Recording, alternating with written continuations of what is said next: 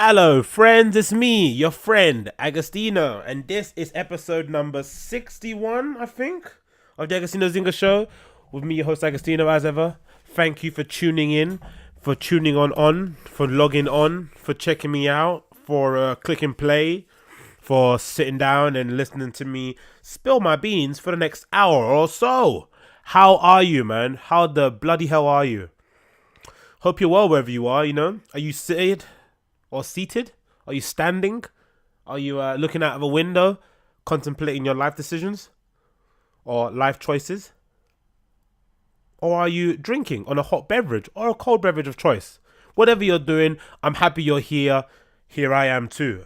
And if you're asking how I'm doing perfectly fine actually. I've got a nice warm cup of black coffee in my hand, which I've just drizzled in a bit of natural agave inside that little bad boy, and I'm ready to roll, ready to get this podcast started.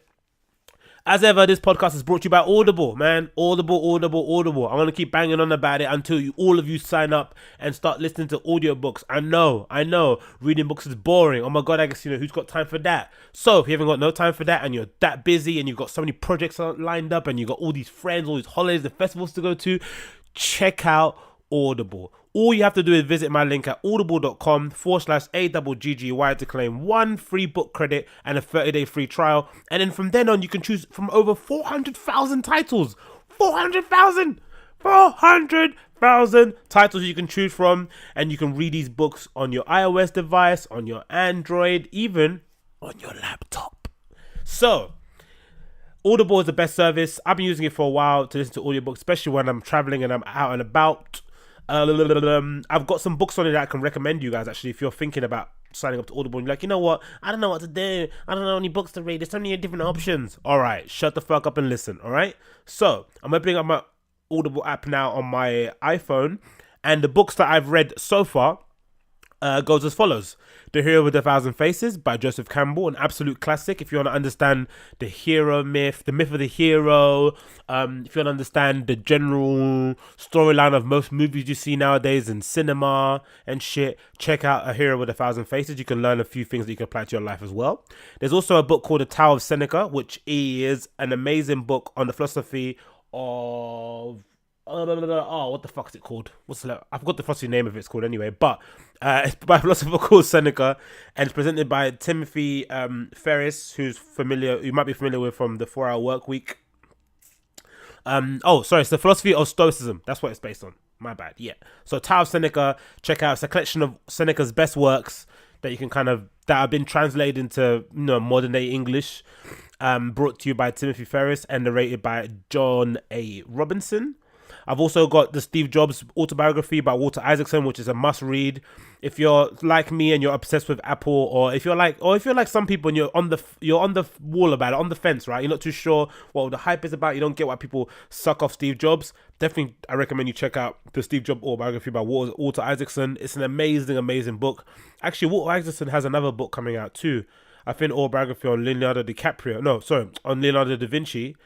And I'm pretty sure Leonardo DiCaprio and someone else, maybe Aaron Sorkin or someone, have got the rights to make that into a movie, which is very interesting. So before you check out the Leonardo da Vinci book, I recommend you check out Steve Jobs' autobiography by Walter Isaacson on Audible.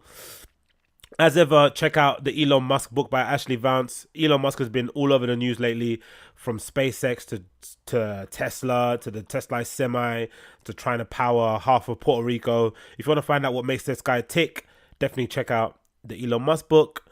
And obviously Sapiens as well. People keep referencing that a lot. I read that last year or a couple years ago. And lastly, The Everything Store by Brad Stone. So this is a book that basically depicts the beginnings of Amazon. And it's sort of like an unofficial autobiography of Jeff Bezos, the founder of Amazon too. So those are more than enough books for you to choose from. Don't sleep. Don't waste no time. Sign up to Audible right bloody now at audible.com/Aggie and claim your 30 day free trial, as well as what you get one free book credit that you can use, and you can end it anytime, like Netflix and like whatever else that you use sometimes to do that 30-day trial thing. You can cancel it straight away. They're not going to bill you on your next billing date. It gets cancelled right then and then. No money comes out of your account. But I'm pretty sure once you tested it, tasted a little bit of it, you won't want to go backwards. But yeah, check that out, audible.com/Aggie. That will mean a lot. Anyway, enough of all that stupid shit. On with the bloody show. Man, this week has been crazy. I'm looking out my window right now and it's snowing the fuck down. So this morning was absolutely covered, but now since everyone's kind of woken up and cars are starting to move around where I live, it's starting to clear up a little bit. But you can still see most of the roofs near where I live are just absolutely covered with snow. Blizzards galore. Funnily enough though, the trains haven't been affected that much. I just had a quick check on my city mapper to see if I'd be delayed getting into work this morning, but so far nothing. Not that many issues, which is good. I think maybe they're installing provisions, ahead of time, because we were made aware that it was going to be a blizzard over the weekend, right? So I think we were told on Saturday or Sunday in England or whatever that to expect a blizzard. So maybe the rail services were given more of a heads up, or said, hey, by the way, FYI, this is going to happen, and they might have cleared some things out, because usually in England, whenever it rains or even if it's windy, the trains are delayed like incredibly. Like it's just it's ridiculous, really, to be honest. But then again, you think about most of the railway tracks that are installed in England are super old, so it makes sense that maybe sometimes it does take a while to kind of clear things up. But it seems like there's going to be no problem in getting in today. But I actually love the snow, I think it's absolutely beautiful. I think it's gorgeous. I'm a real big fan of it. Especially now since it's really bright. It reminds me of when we went to Iceland a couple of years ago, and how amazing that was. It was really cold, really kind of bitterly cold, but so bright as well. So I really like that feeling. Actually, I'm not opposed to it. I just wish that we had some normal seasons in England. I wish we had like winter, spring, and summer. Like I wish we had like 6 weeks of actual summer. That'd be awesome. Then I could put up with the snow, with the rain and the cold and all that sort of shit and the wind. I don't really mind it, but when it's just like this all the way through, for instance, like the snow will clear up, yeah? Don't get me wrong. So by the end of March, we'll be fine again. But if it just continues being cold all the way until like April and shit, that's not really that's not really fun. But to be honest as well, think about it. Last year we had a perfectly good summer last year. We had I think maybe a 5 week or 4 or just under 5 week of back-to-back summers or back-to-back summery days. But when I mean summer, I mean I want to go out every single day with shorts and t-shirt on, and it wasn't like that. You had to bring a hoodie, you had to bring a jumper or a sweatshirt or a scarf or something. You couldn't just go out like that. Well, you could if you're a psycho, but by the time it was 8 p.m. and if you were inside somewhere, you'd be shaking your absolute chaps off. So that wasn't something to look forward to. But yeah, apart from that, what happened? Oh, shit, United beat fucking Chelsea, right? Oh, amazing game, man. It was a match that I wasn't really looking forward to. And I don't think a lot of United fans were looking forward to, especially off the back of the 0-0 draw away from home to Seville. We played incredibly shit in that game. Nothing seemed to click. Seville were kind of there for the taking. A pretty average La Liga side, and definitely not the Seville of old who won, like, I don't know, was it 2 Europa League titles back to back, right? Definitely not that Seville side that you're used to seeing. Their team has actually been depleted, right? So they've been absolutely rinsed. They've got no players left. Everyone's getting sold. Blah blah blah blah blah. So yeah, I was surprised, right? I was surprised by how shit we were, considering how poor they were, right? I thought we were gonna at least get something. So then the game comes around, we're facing Chelsea. Chelsea are on a bit of an upsurge. They're playing pretty well at the moment. Antonio Conte's kind of future's on the line. But the only saving grace is that their squad is running a bit thin, right? So Bakayoko, I think, might have been out, suspended. I think Ross Barkley as well hasn't really come up to prime fitness just yet, and all they're relying is essentially just on Hazard to kind of like unlock defenses, and obviously Willian, who's played really well against Barcelona during the midweek. So I was quite worried about the game, to be honest, and especially since how convincingly we were beat the first time round at home, away to Chelsea. I wasn't really optimistic. I didn't think we were going to get a good result.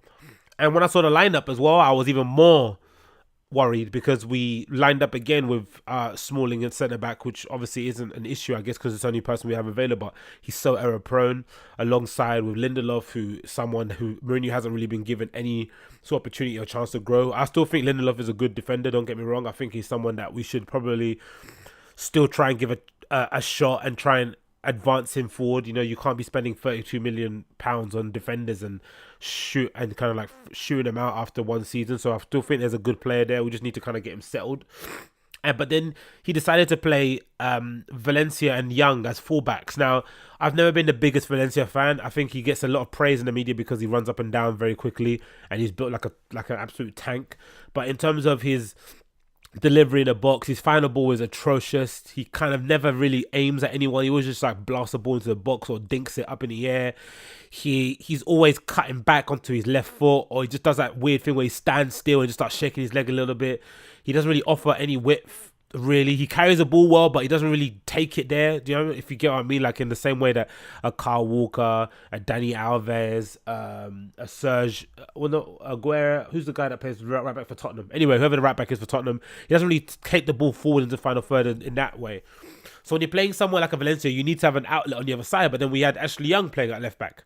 Now Ashley Young's been a good servant to United. He's someone who I've got a lot of time for. He's got a lot of passion for the club. He obviously loves playing for United, but he's never a left back in a million years, especially not against a good team, right? The good thing he offers is maybe his tenacity, and he can sprint up and down that line a lot. But then his problem is that he's not left-footed, and he's like predominantly right-footed. He wasn't having to cut back on his right foot, and he's pretty telegraphic in the way he cuts back onto his right foot. It's not even clever, right? It's just like, it's kind of, you can kind of read it from a mile off. So he always gets dispossessed, and I don't know what his conversion rate is with crosses inside the box, but it doesn't feel like a lot. So I was disappointed to see that. The midfield I was okay with, McTominay, Matic, Pogba, and then up front we had Martial, I think Sanchez and Lukaku. So not too bad, but I just was concerned that we wouldn't have enough on the flanks to support the people up front. And the game started off exactly as I expected it. Chelsea were kind of on the ascendancy. They were kind of on the front foot. They dominated most of the possession. They had a few early chances. And then they scored a goal on the counter-attack that basically epitomized just how shit we are in defence. Because I think if you look at Man United, right, you see the squad overall, I still think there's some holes in the squad, right? I still think we're suffering from having players in our team who are signed to long contracts, who are fairly average, who a lot of clubs wouldn't pay over the odds for. Case in point, Fellaini, right? Fellaini gets a lot of praise in the media because he's shit, right, to be honest, and he plays for Man United. But I think if he played for any other club, people will be like, this guy's completely garbage. And I think it's a weird football hipster thing to kind of say Fellaini's good because it makes you look like you watch football really closely, but he's not good at football, right? He's really big. He always gives away fouls whenever he goes up for a header. He can't pass. He can't shoot. His positioning is dreadful. It's just, he's error prone. He's just a complete liability, especially if you get him defending set pieces or corners, right? So you have someone like that who signed in for a long-term contract. But overall, we have enough players in our team, especially with the emergence of McTominay, to kind of cover his weaknesses, right? But then I think the defense is where we're really let down because we don't have two world-class players for each position in defense. We don't. At a stretch, we might have for midfield, right? And maybe for up front, we might have two really good options in terms of when Ibrahimovic gets fit. He's a really good backup for Lukaku, Martial and Rashford. You got Sanchez Lingard or Sanchez Mata. You got Pogba, McTominay, Pogba Andres Pereira when he comes back from loan. You got Matic, Carrick and Herrera. There's good options in midfield, but I think where we get let down a lot is on our defense. And the reason, and a good example, a good way to kind of think about this is that I remember seeing, I think David De Gea has the highest amount of saves in the Premier League of any club. So these are keepers who save the most shots on goal, right? Which shows you that we're not playing that well because a Man United team, a top team in the top leagues, whatever, wouldn't allow teams to shoot at their goal that often in the first place, right? Especially on target. So the fact that he's our best player, and the fact that he's been voted Man United best player of the year 2 seasons in a row isn't a good thing. I think I saw Rio Ferdinand mention something like that. Mention the same point on BT Sport. You don't want your goalkeeper winning best player of the year. Like, it's not really a good sign. Do you know what I mean? So it's obvious to see that our defense is the problem. We lack the concentration. We lack players who are fit for a consistent amount of time, so they don't really have a chance to um, kind of bond or form a partnership. There's question marks over a lot of people in the squad. Valencia, how far will he go? Luke Shaw doesn't really actually rate him. He never starts in big games, or he's been dropped for a few games recently. Is Smalling going to be our long-term centre-back? Is Jones someone that Mourinho's going to bank with? Is Lindelof going to be there still? Bailey, Marcos Rojo still injured? There's no other question marks at defence. So that goal that Chelsea scored was like a kind of an example of how shit our defence was, right? Hazard gets the ball, spins around, feeds it through the middle. McTominay follows the player instead of following the ball behind him. Lindelof also follows McTominay, leaves an open gap. Willian runs through, has no option to cross in the middle of the park. In the middle of the box, and decides just to blast it near post, and it goes through David De Gea, right? Usually he saves that with his foot, if we're lucky, but this was an unlucky thing. It went exactly through like the bit where his hip is and underneath his arm. So it went just through that exact hole. So it went in. And from that point onwards, I wasn't that confident. I thought we were going to lose the game personally. We rarely come back from behind, especially to win. We might draw, but that wasn't the game we had to draw. We needed to win that game, especially since Liverpool won, especially since Tottenham won away from home late. We had to keep that pressure. We had to keep that distance from the rest of the pack, right? Because we want to qualify automatically for Champions League next season. So finishing second is super, super, super important. So I wasn't that confident really, and the way we were playing after the goal didn't give me any confidence either. Even though our midfield and attack is great, as I said before, right? I think we would on paper challenge any other team in a league. I still think in real life, in actual play, it's very jittery, our style of play. Like, we don't really have a style of play, per se. You don't really expect a certain thing from us, whether it's wing play or like quick interpassing. We just create goals because our players decide to pass it around people. You know what I mean? But I don't see a pattern of play. There's no like quick interchanging passes or overlapping runs. It's just we try to cross, we try to shoot, we try to pass, and we see what happens. So that wasn't really going that well. The pace was dreadfully slow throughout. Nothing kind of changed. And then eventually, we did get the goal, which was quite lucky in a sense, you know, like the ball goes up to Lukaku. He has a kind of a clash of heads with, I think it was Cahill or someone. And then through the kind of confusion of that, he knocks it down again, controls it really well, plays a quick 1-2. It wasn't really that quick, to be honest, but it was quick quick in our case. 1-2 with Pogba, Sanchez, Lukaku again, to Martial, and then back out to Lukaku to finish inside the box. And the finish in the box was fucking tidy. Like, someone has to give Lukaku credit. That was a tidy fucking finish inside the box. Like, controlled his right and then tapped it in with his left, like bottom corner. And obviously that goes to show that he can score goals, you know, against the big six. Because I remember someone said on Twitter that he doesn't score goals in front against the top four. And then someone mentioned, yeah, because Chelsea are fifth. Do you know what I mean? Which was quite funny. But he's finally scored a goal against like a top team in the Premier League, which was, I'm sure he's happy about. And that kind of helped us going into the break, because then I was thinking in my head, like, okay, cool, Chelsea are playing better than us, but they've only really got two outlets to score with, right? In terms of Hazard and Willian. And then maybe on a set piece, they might have Marcos Alonso kind of, you know, maybe able to whip one in top corner or whatever, but it didn't really pose that much of a threat going forward. But then they also had someone on the bench who I was insanely worried about, in Olivier Giroud, who always seems to kind of score goals against us coming from the bench. So that was in the back of my head. But I was thinking, you know, if we can go into this second half level, we could probably win this and nick it. We started the second half quite slow again. Back and forth. Chelsea kind of got the ascendancy again, but then we kind of took more control of the game. They kind of sat back. Hazard got subbed off, which might have been a sign that they were comfortable with a point, but I just think he wanted to get fresh legs on, because Hazard was running all over the gaff.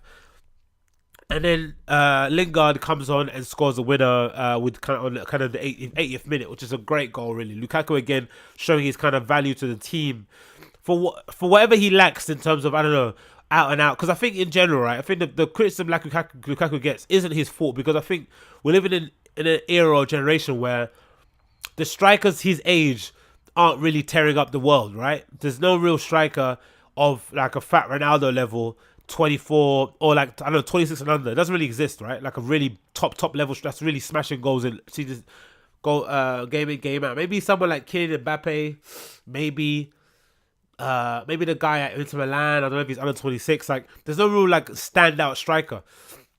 So he's suffering because people are comparing him to like those standout strikers from before, and I think because he kind of looks older than what he really is, because he's actually 24, right? And you think about it, he's only been playing top level football, especially for like a team that actually winning things. This only for Man United, really. Everton doesn't really count because, playing for Everton is whatever. But he's quite young in the game. He's quite green, so he hasn't really had that experience. So he's probably getting more stick than the Morata should be getting, right? Morata's played for like big clubs. He's played for Juventus, played for Real Madrid. He should be, pulling up more trees, but he's not. So Lukaku sometimes the criticism he gets, I think, is sometimes a bit unfair. But also I think whatever he lacks in front of goal, he makes up a lot for that team, especially the United side that we have now, in terms of his general work rate and his link-up play. Because his link-up play today against Chelsea was amazing, man. And that goal for Lingard just kind of epitomised it. He gets out on the flank, he does a little step over, steps in and whips a left-footed ball in, and Lingard, as he's always really good at, he comes in late inside the box and headers it. Like, great finish and a great celebration, spirit of Wakanda and shit. Black Panther forever. But yeah, really happy with the win, man. Like, great result. Happy to see Mourinho and Conte begrudgingly shaking hands as well at the final whistle. They kind of had a little tit for tat shit that kind of went a bit OTT and got a little bit childish in the end. But happy though, it seemed that someone mediated that behind the scenes, and kind of got them to kind of squash it, which was good to see. And yeah, overall, not too bad, man. I was happy with the result. Happy to go forward. Now we've got Seville again. I think we've got Liverpool again next. So other important games coming up. So we're going to need to keep the pressure on, and also maintain that gap at the top. And if we can kind of nick a little cheeky knockout stage win, or last place finish, I don't know. If we can kind of get to the semi-finals of Champions League, that will be quite cool, to be honest. Don't expect us to win it. I think there's far better teams in the competition than us, but it's a cup competition. You never know. So, yeah. What else? I'm going to say a math sheet. Arsenal losing it to Man City. Anyone surprised? Nah, not really.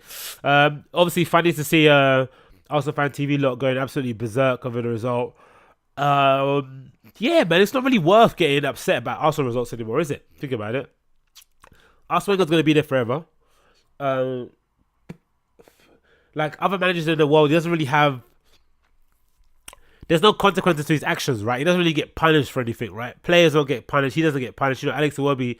don't get me wrong. I'm not telling. I don't want him to sack players. But Alex Iwobi was he raving the night before or night after some FA Cup game, doesn't get dropped or anything. He plays straight away. I mean, there's no real discipline in that team overall. From the top down, there's no accountability. So he loses that game. It's not really. It's not make or break really. Then you have the players coming out criticizing Arsenal fan TV because they say they capitalize on negativity, which is true, right? A lot of fan TVs are like that though, aren't they, really, for the most part? They only go viral when people start screaming and shouting and start talking about people being disgraces and shit. That's the only time people really care. When it's winning teams and shit, I'm pretty sure no one gives a shit. I'm pretty sure you could see I'm pretty sure if you look at all the fan channels and you compare the results between when they won a game and when they lost a game, I think all their videos that interviewed fans outside of the stadium when they lost the game will probably be higher than when they won. I think it's just the nature of that kind of shouty football fan on YouTube, isn't it? No one really wants to hear your positive outlook on things or your tactical breakdown. They want to just hear you say someone's a disgrace, say someone couldn't finish a bag of chips. Those kind of stupid things that people say on those fan channels. But for Arsenal players, it's bad because they engage in that shit, right? So they hear all that stuff, it gets to them, they criticize it, and then they turn in performances like that, and you're like, if you're a top player, number one, you should not be responding to fans in the stands, right? Top players don't. Top players are professional athletes who just put their head down and get the job done, and they speak by their actions on the pitch. Case in point, Cristiano Ronaldo. It's always over for him. His pace is gone. What else is he going to do? He bangs in a hat-trick the week after. He scores a winning goal in the Champions League game. You know what I mean? You just answer your critics on the pitch. So I don't really believe in that kind of fan engagement shit. I think that's overrated. I think you should do fan engagement when fucking EA Sports or Coca-Cola Red Bull are sponsoring it, but you shouldn't be replying back to fans on Twitter and stuff. It's a bad way to go about things, right? And then in general, the players just, they just kind of gave up, it looks like, man. After the first goal went in, the first Man City goal they scored, you kind of obviously on paper, right? Two teams. Man City are the better side, right? Like there's no way around it. Like if they play each other 10 times, Man United are winning. Man City are winning 9 times out of 10. That's it. Point blank and period, right? They're the better side.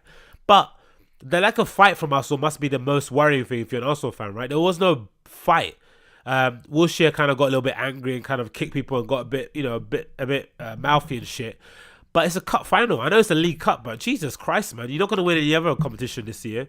Why not just try? Well, no, you got to put your opportunity to win in the Europa League, but that's still a long way away. And obviously, with that result they had against that Norwegian side, Osterturd, they lost that game at home. They won an aggregate.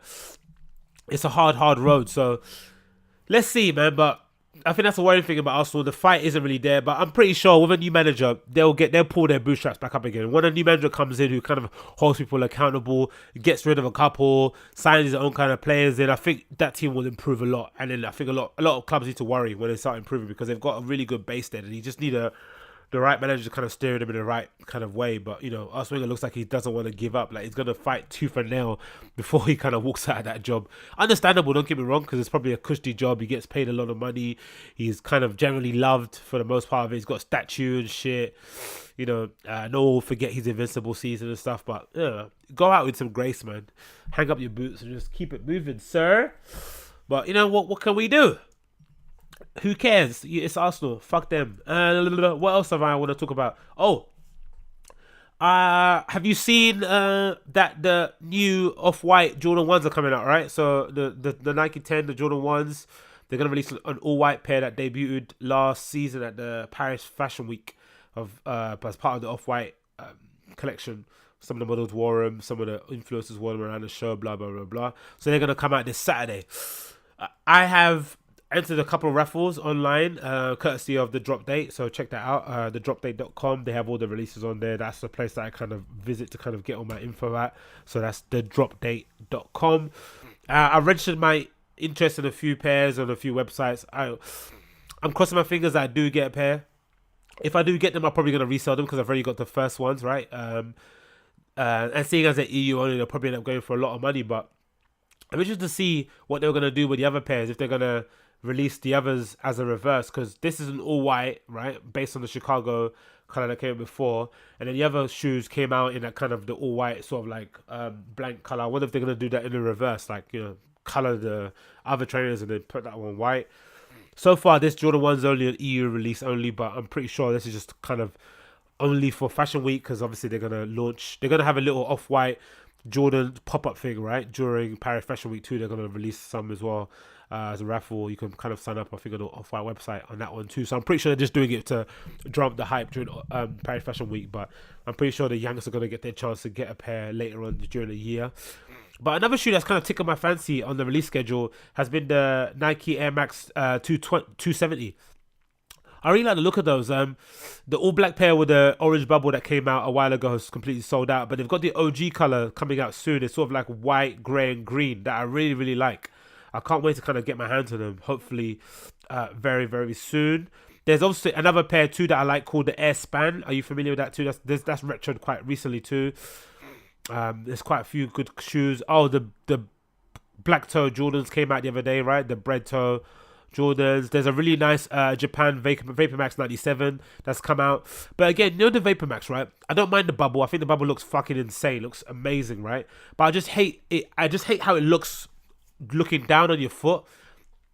You can't see the bubble. I kind of want the bubble to protrude out a little bit, like kind of similar to like an Air Max 90 or whatever. No, so Air Max 95. You know how they kind of like protrude out a little tiny bit. With these, they kind of like, they're too flush. Maybe it's an engineering thing, right? Like they had to do that in terms of for terms of health and safety reasons. There might be a particular reason, or maybe if you kind of let it protrude out a little bit, the bubbles might burst. But I kind of would like it to kind of protrude out a little bit. It's kind of too flush for me in that regard. But there's some good shoes coming out, man. Like a few good ones. Obviously, the Neighborhood and Adidas as well are coming out soon.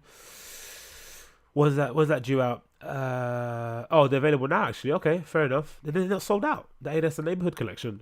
Interesting. I thought they'll be sold out, actually. I guess maybe they're not. that hyped as they would be. Oh, they actually sold out on all the websites. I think it's just the link is down on there. I think about to say, like, these are really nice. How can it not be sold out? And then the other shoe that everyone's kind of waiting for is the Sean Weatherspoon, or Witherspoon, how do you pronounce his name? The guy with the neck beard on Instagram. He's got these MX 97s with a MX 1 sole coming out soon that everyone was kind of wanking over. So that should be pretty good as well. So some good shoes coming out as of late that I'm looking forward to kind of getting my hands on. A couple, maybe to resell, and a couple just maybe to hold on to. But yeah, those Jordan 1s, man. I don't know what the chances are that I'll probably end up getting them, but probably not. But let's see. You can only throw my hat in the ring. Oh, there's these MX. Oh, these are Hirachis too. Purple Punch. I remember I had an OG pair of these that I sold ages ago for like £200. I wish I kind of still had them from like 91 or some shit, right? I had these like old ones in the old original like really skinny black Nike box that you kind of had to lift up with a tissue paper in it, like. And then these ones too, actually, they've done well with the retro. On the tongue of the Hirachi lights now, they got the sort of like the Sonon badge, not the kind of rubber embossed one, which is always a good little touch that they do with these kind of shoes. What else? Yeah, that's it really in terms of shoes that I'm kind of looking forward to copping. I'm thinking I might need a new jacket, actually. My kind of Vetements Canada Goose jacket is kind of dying on me. So I'm thinking of kind of either getting a basic North Face, a black one, or maybe trying to get my hands on that. You remember that North Face that came out with Supreme, the black and orange one? I really like that, actually, because I'm not really a fan of my leaf camo one. It kind of looks a bit shitty. It's just maybe too patterny. It's kind of like the same. No, sorry, the fur. I got the fur print Supreme version, but I kind of don't like the leaf one either. I kind of just want the orange one, so I think I might try and get that, because the parental advisory jacket is still going for quite a lot of money that I kind of wanted to get. But you can still find the orange one for a decent enough price, so I think I might try and cop that, seeing as the spring collection's out. There's not that many really thick jackets coming out from Supreme, apart from, actually, you know, that puffy jacket they brought out was quite nice, wasn't it? The one that looks like an LGBT colour rainbow thing. I thought that looked really, really nice, actually. So yeah, that's basically it, man. Just get warm wrapped up for the winter season. Oh, and also, what else happened? Shit. My second payment came out for Primavera Festival, so I'm looking forward to that. Third payment coming up very, very soon. So I'm going to Primavera very, very, very, very, very soon. Looking forward to that happening. Wireless Festival is probably isn't happening anymore because the tickets are still going for an insane amount of money on Seatwave. I saw them 3-day tickets going for like 300 quid. I'm not prepared to pay that much. So I'm going to propose to my little brother that we try and maybe go to Lovebox or something, like a little London festival, and just chill. Wireless is London too, but you know, just to maybe see Nerd live, see a couple rappers and a couple bands, and then kind of duck out. So that'll be quite good. But it's a shame really, because Wireless Festival lineup is so insane, man. Like, kind of wish I kind of went there, but you know, you can't have everything at once. And then obviously going to Madrid with the brunette in May. Is it May? Yeah, May. So that should be fun as well. But yeah, happy that I did the installment plan on the Primavera tickets. It's always nice to see that kind of that money coming out. You're like, yay, closer to the date that we go. So that should be fucking super, super fun. What else could I want to talk about? Oh, DJing again soon. DJ next week, actually, the 9th of March at the White Post Cafe in Hackney, covering my friend's slot as he goes to do other more interesting things. I'm going to be playing before a guy, supposedly a musician's playing before me, and I'm going to close it out after again, so 2 sets in one day. Bush Bash Bollop, and then playing again on the Bank Holiday Day, Bank Holiday Day weekend? Is it March? Yeah, March, so the 31st Bank Holiday weekend, which should be fucking fun, man. I'm looking forward to that. I can't wait to play out again. I've got so many different ideas to run through. Oh, have you guys seen that shit happening with Monique freaking out about the Netflix deal? Man, that's insane, yo. So Monique, if you don't know, is this comedian who is famous for a lot of things. You might not watch Def Comedy Jam and shit. Some movies that she's been in, blah, blah, blah, blah. She's a really good comedian. She's basically been throwing a bit of a hissy fit online because she feels like Netflix lowballed her and kind of gave her a derogatory offer to film her comedy special. They offered her $500,000 for a comedy special, and then when she kind of pushed back and said, "Why are you giving me that much? Or why are you offering me that much, a lot more?"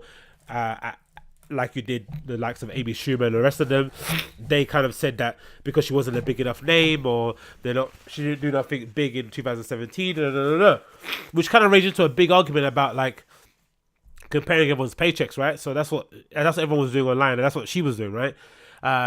Comparing everyone's paychecks and then comparing their impact and influence on the industry.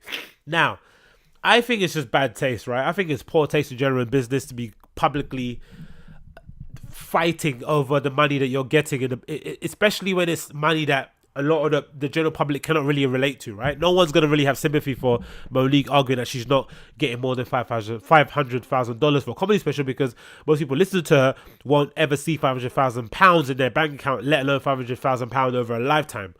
So I get where she's coming from, right? But I think what she's doing is kind of like is a consequence of what's happening in general society, where you have people who think that if they complain on social media, they shout loud enough that they'll get their way.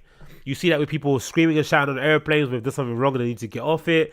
You see people screaming and shouting about it on social media when McDonald's fuck up their order. There's a way of going about things, right? There's this unwritten rule in life where if you complain and you complain loud enough, people will acquiesce. But the issue that Monique has in the industry is that a lot of people generally think Monique is funny, but a lot of people are not willing to fight for her to in that extent, like in terms of, going as far as boycotting Netflix, because is she really that much funny than everyone else? Has she been touring as much as everyone else? Probably not. And in a negotiation anyway, when someone offers you something, you negotiate and you keep going back and forth, right? Until you kind of reach an inroad. And maybe to add more to your negotiation power, you don't then go and publicly out them, right? And shame them into doing what you want, because the first thing I'm going to do if you publicly shame me is I'm not going to do what you want. I'm going to completely shut down shop and kind of double down. And Netflix kind of did that, right? They kind of wished her all the best luck and said, we're going to move on to other targets. And having listened to other people's podcasts, comedians especially, I've been hearing a lot of people say, especially even Theo Vaughn said the other day, that he's kind of doing a trial, kind of doing like a little showcase of his comedy work, and people from Netflix are going to come down and kind of see what he does. So it's perfectly normal that people are trialing or sort of like going on trial or doing a showcase comedy show and having Netflix people come down and see the crowd, see how the crowd responds, watch it and see if they think it's funny, and then offer you a deal and then kind of go back and forth on that. Or if you're in Monique, the other thing that you might be able to do is just put it out yourself, right? Now, I'm not someone that kind of I'm very aware that when people speak on other creatives and what they should or shouldn't do, it can come across a bit, it's a bit disingenuous, right? Because you're not in their shoes, you don't know what they're going through.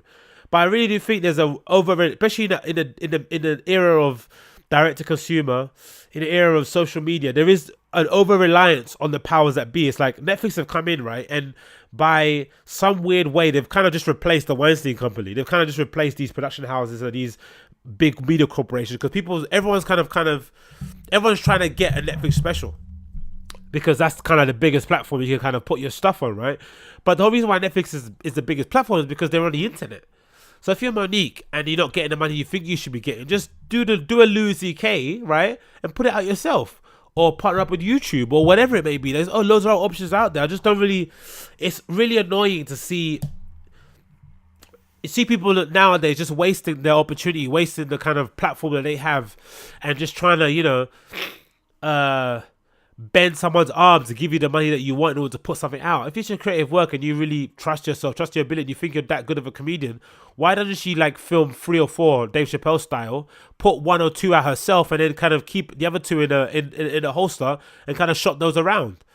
And then what you have going into that negotiation is that you have obviously the traction of this kind of, you throwing a hissy fit on social media. You have all those kind of impressions you can kind of put into a spreadsheet or the presentation. You have all the numbers from the special you put out, especially the first couple. Because imagine if Dave Chappelle put out his first special on YouTube and racked up, I don't know, nearly 20 million views, and then you go and shop the other 2 specials to Netflix. You're gonna get a really, really good deal. Numbers don't lie. So I'm really disappointed to see that kind of infighting. But also, the other thing I'm really disappointed about, I'm not sure how to kind of approach this, is there's really been a weird backlash against Monique, especially with other black entertainers, right? They've been really quick to point and tell her that that's not the way to do business. Like, no one's... It's weird how quickly they're backing her and how impartial the non-black comedians are, or entertainers are in general. Right? No one's really bothering talking about it, but black comedians are being really quick to kind of like throw under the bus and kind of, out her and say that, you know, she's been a bit of a bitch in previous times and she's always been a bit difficult. That's probably why people don't really want to work with her. I don't know what that is really. It's very, very strange, that kind of weird infighting. And now again, I don't subscribe to the idea that all black people think the same, right? But there must be something in it, like that entertainment weird thing. There must be something in that rumor that Monique probably isn't that good of a person, that all her fellow colleagues, especially the ones that are not her friends, are quick to kind of like kick her while she's down, and everyone else that isn't black is sort of like, I don't really give a shit. But I don't really think that's going to work personally. I don't think Monique's going to get the special that she wants, shouting and screaming at people, especially nowadays. I think if you're good enough, if you think you're that good, just put it out yourself, babe. Like, you don't need these guys, man. Just fuck the kind of, what's it called, that sort of approach to things. I never really got that publicly shaming someone in order to kind of do what you want sort of thing, man. Negotiating private, you know, like it's a bit tasteless. That's what I think about it. I think it's a bit tasteless. Just allow it, man. Save it for another time. But let's see anyway. Again, I'm not someone to talk about people's things, you know, like, you know, she wants to do what she wants to do, she wants to do it. C'est la vie. Oh, talking about comedy specials, have you watched Chris Rock's comedy special, Tambourine, on Netflix? It's good, man. It's good, but it's heavy. It's heavy as fuck, man. He goes in on fucking white people, innit? Chris Rock does not like white people. He goes in, he lays it heavy, man. The racial commentary in Chris Rock's special is intense. It goes on and on and on. Just when you think he's gonna stop, he just keeps going on and on and on. Plus his kind of style of like repeat, walk, repeat, walk, repeat. It's fucking insane.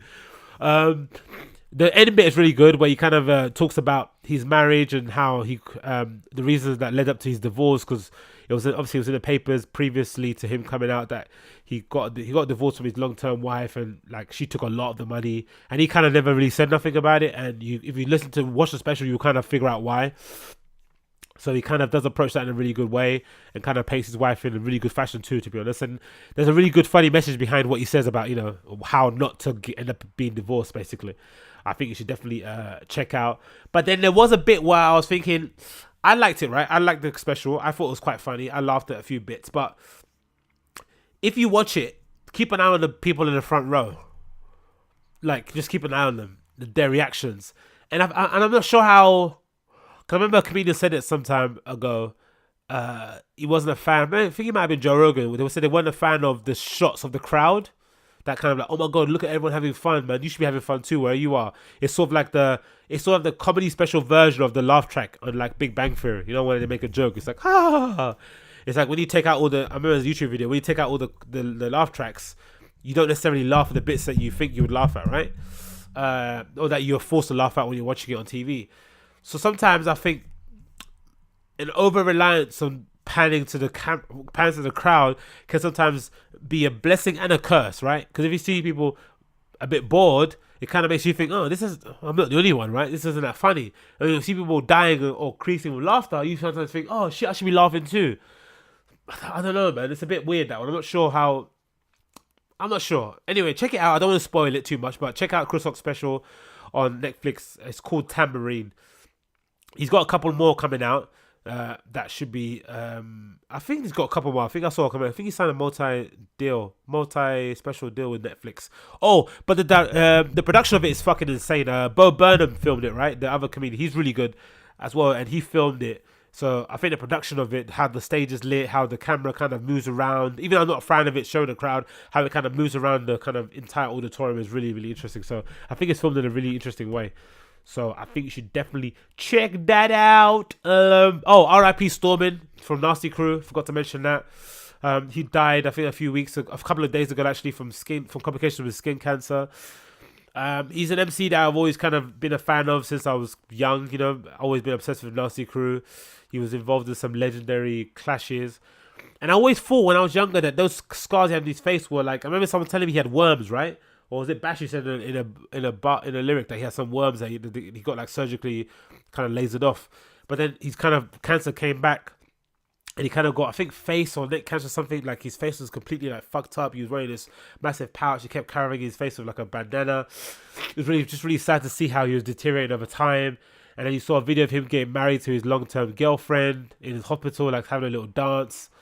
And you kind of saw he was kind of on his last legs. But you kind of hoped that he kind of would pull through, and then unfortunately the news came through that he kind of didn't pull through and he passed. So really, really sad, man, to see how he kind of went out, man. He went out, it seems like he went out in a lot of fucking pain, man. So really, like, RIP to Stormin and everyone else that's connected to him, man. Like, do you know what I mean? Thoughts and prayers with his whole entire family. What else has come out? He's mentioned. Oh, have you listened to the new Nipsey Hussle album? Really fucking good. Called Victory Lap. It's a really, really fucking good. He smashed it out of the park. Great production. Great features. Nipsey's kind of been not quiet, but he's kind of been overlooked. And I think this album did well to kind of reinstate his place in terms of the kind of West Coast landscape, in terms of keeping company with the likes of YG and Kendrick Lamar. He's 100% up there. Musicality of the album is just insane. I think it'll play really well live, man. And he's I love his diction, right? How clear he sounds on the mic. It's just amazing. Nipsey Hussle's content also is very, very inspiring. Loads of kind of empowerment sort of stuff. So I definitely recommend you check that out. It's called Victory Lap. I think my favorite track on that album has to be the track with CeeLo Green. That's an amazing track, actually. Let me see what the track is called on the album. The track is with CeeLo Green, right? It's called Loaded Bases. Actually, I'll play a little bit now off my phone. Hopefully it doesn't get taken off YouTube. Loaded Bases, that's my motivation. Yeah. Nigga feeling lucky, we should go to Vegas. 2018 motor transportation. Can't copy with that. Oh! Yeah. So good. And then watch CeeLo Green come in.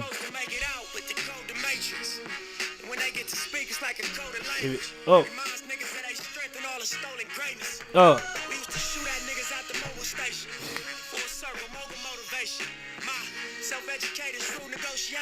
Oh. Oh.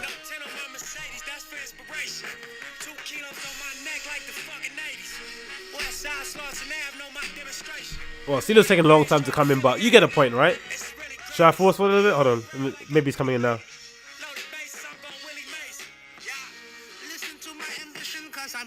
Woo!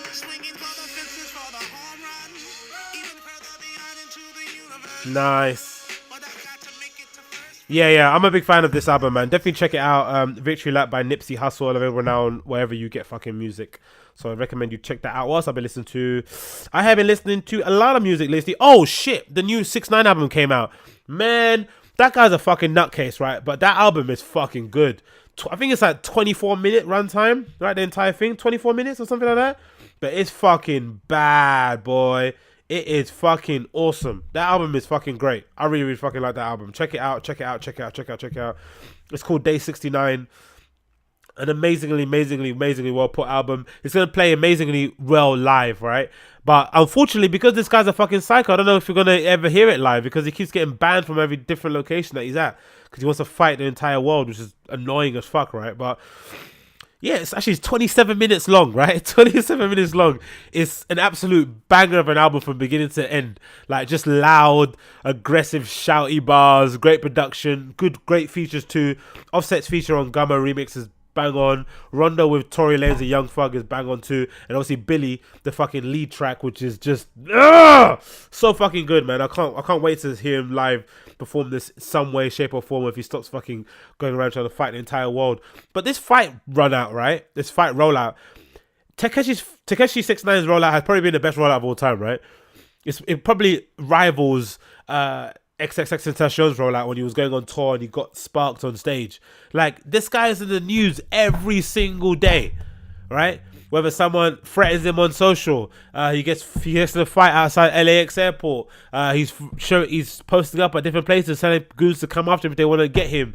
Blah blah blah blah. It's like the rollout has been insane. Like, he's been in front of, like, you can't miss this guy. Obviously you can't miss him because he's got fucking rainbow colored hair and he's got a massive tattoo all over his face. But Jesus Christ, man, the best rollout of all time. Literally the best rollout of all time. Like, you can't. In terms of virality, right? It's just insane. I hope going forward he kind of does take a bit of a step back and tries to actually make some music going forward. And it's not just like a cash grab. He's just gonna come in and kind of fizzle out. I hope so, but God almighty, man, what a marketing ploy. Like, just all out warfare online with everyone, and then put out some couple of mixtapes and shit, and then see what happens, see what kind of sinks or swims. Yeah, so I definitely recommend you check that out. Really, really good album that I've been enjoying. And I've also went back and revisited Twin Shadow's first album, Forget. Do you remember that album? That was at the height of indie, man, like 2010. That is easily a 10 out of 10 album, like from beginning to end. Like there's no tracks that I'm going to skip on that entire album, like just pure bliss. But since then, Twin Shadow's been a bit shit, man. Like his albums so far since then have been very, very quite mediocre, to be honest. But I would love to kind of meet him one day and just tell him that, because I think as an artist, right, if someone told you your first album's gonna be a 10 out of 10, and then after that you're gonna just make average albums, you might be happy with that, because this album is timeless. Like I'm still listening. It came out 2010. I'm listening to it now. 8 years on, I still think it's fucking legendary music. Like, I can play it now and it feels completely new to me. So what would you rather, right? Release 8 years worth of mediocre music but still be in a conversation, or release one seminal record and still be regarded as a legend, but everything you've done after that hasn't never matched up to it? I don't mind the first one, you know, like maybe not the first time round because I wouldn't like it, but then you know what? Maybe it is the first time round because there's that theory that people say where the first album's always going to be the best because you spent all your life making it, right? So you've been working your way up to, you know, doing open mics and shitty bars, being paid petrol money to go perform in a club, and you finally get that record deal. This album that you're going to make is going to, you know, knock it out of the park because you've literally spent your whole life making it, like 6, 7, 10, 12 years, or however many years it is. But then once you get into the machine of record industry, you start to kind of flounder. Your expectations aren't the same. Your work ethic might start to kind of, you know, fall by the wayside, and you don't necessarily do the things that you do in the beginning that made you successful. But it is a shame, really, because listening to this album by Twin Shadow, Forget, you really do see that he's an amazing songwriter, right? An amazing, amazing, amazing songwriter. You really would hope that he'd kind of had a lot more to offer. And maybe he is doing more, right, out there. Maybe he is writing a lot of stuff that we know and love now, but we have no idea about. So that could be a thing as well. But anyway, I revisited our album. I think you should check it out. It's called Forget by Twin Shadow. It's an amazing album. Like one of the best albums I've listened to in my whole life. I remember it might be one of the last CDs I actually bought back in the day when I was obsessed with indie. Oh, and talking about bands, I've seen online that Tame Impala are playing live at a festival called Citadel in Gunnery Park. Tickets are 59 quid. It's, I think, one day festival. They're headlining it. I'm definitely going. I need to see that album played out live. Experiences over material objects. Experiences over material objects. And whilst I speak about that, I've been kind of finishing The Happiness Hypothesis by Jonathan Haidt, and there's a bit in it that talks about why we have to favor experiences over materialism, because that's what makes our life much more worthwhile, right? Because it's something I've been thinking about a lot lately this year, especially since I've been saving and I've not had as much disposable income as I had before because I've just been saving money and just been staying in and stuff. But I've realized that even I'm not buying as much shit as well before, right? That was quote unquote making me happy. I'm happier now that I'm able to do shit, right? Go to festivals, go on holiday, go to runs in different countries, whatever. Those things I'm enjoying a lot more, right? Or even reading and shit, or buying books, or buying kind of tickets to go see Jordan Peterson live. Like, I'm enjoying that more so than I thought I would, right? Because I was always a person that was, you know, willing to buy the next big thing here and there. But there's a passage here that I wanted to read that expounded upon that. Interaction with happiness. But let's see if I can just try and find this before I close out. Can I? Oh, probably not. You know, I need to buy one of those kind of book note things, those little bookmarks, so I can do some purchases, invest money, some goods and consumption. Maybe it's this bit actually. Let me read this bit out loud. Maybe it's this bit that might be the one. Misguided pursuits. Maybe this might be the one that kind of need to read.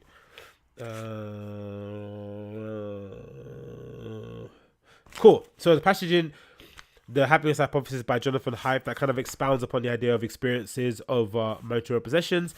And now hopefully this is the bit. And it reads, Frank concludes, those who think money can't buy happiness just don't know where to shop.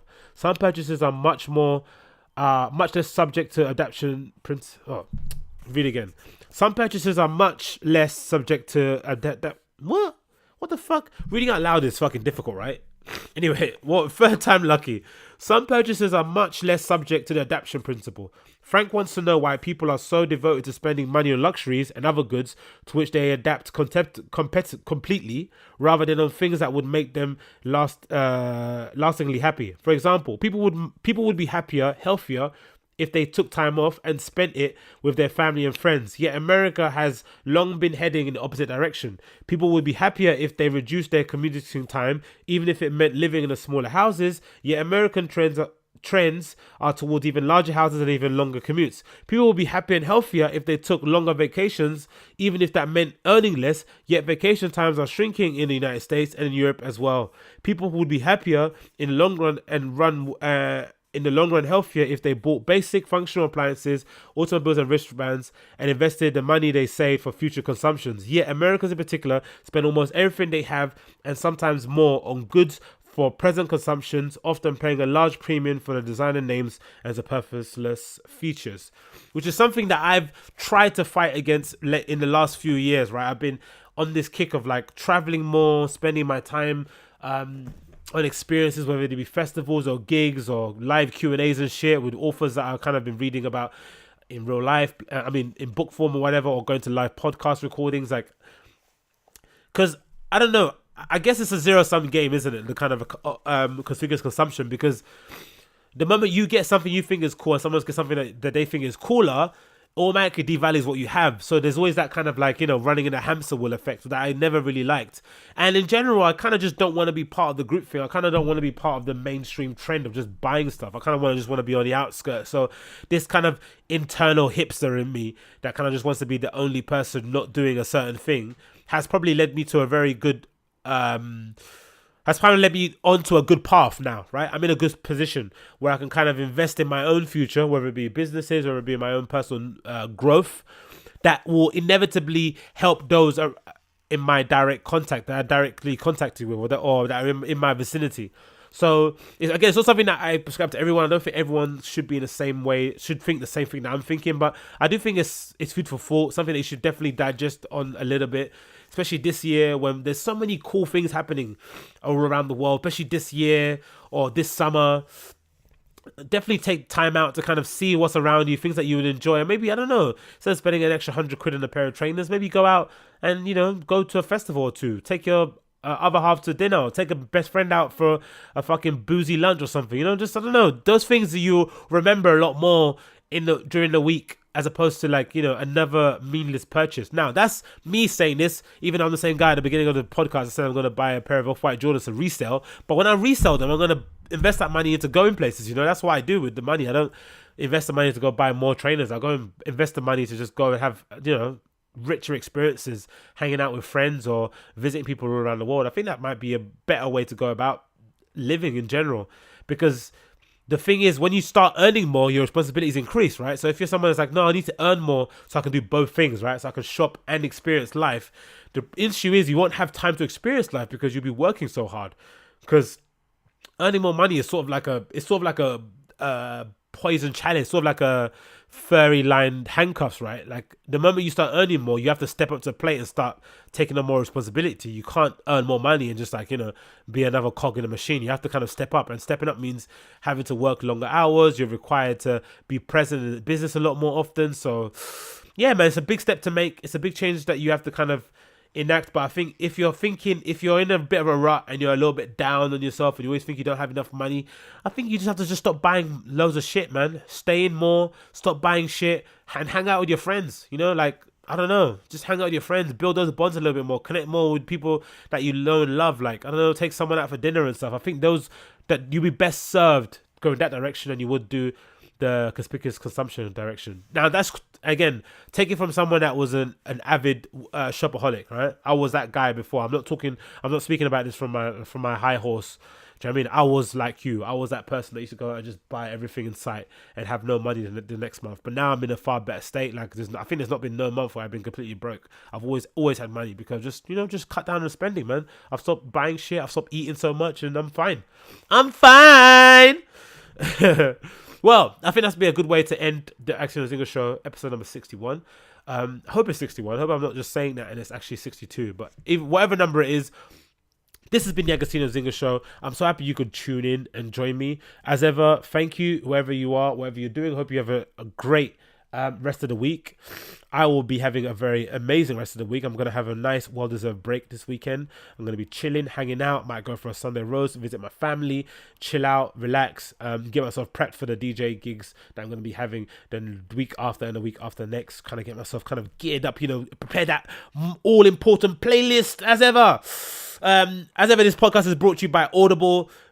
Please visit audible.com/AGGY to claim your 1 free book credit and a 30-day free trial. That is audible.com/Aggie, AGGY to claim 1 free book credit as well as a 30-day free trial. Audible is the best. This is the Agostinho Zinga Show with your host, Agostinho, and I'm out.